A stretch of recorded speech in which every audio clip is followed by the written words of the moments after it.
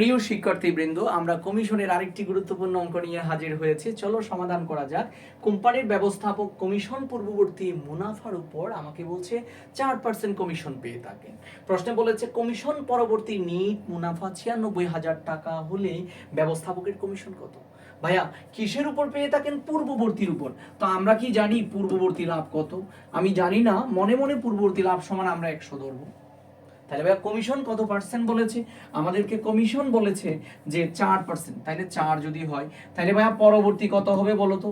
Commission পূর্ববর্তী লাভ যদি 100 হয়, কমিশন যদি 4 হয়, তাহলে পরবর্তী সমান হচ্ছে 96। এখন দেখো, এই তিনটা ইনফরমেশনের মধ্যে আমাকে যে কোনো একটা ইনফরমেশন দেওয়া আছে।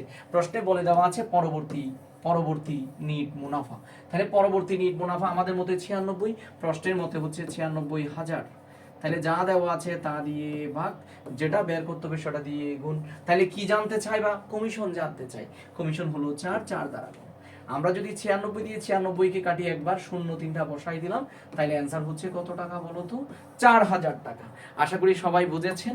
এরকম মজার ভিডিও পেতে চোখ রাখুন আইডিয়ার সাথে।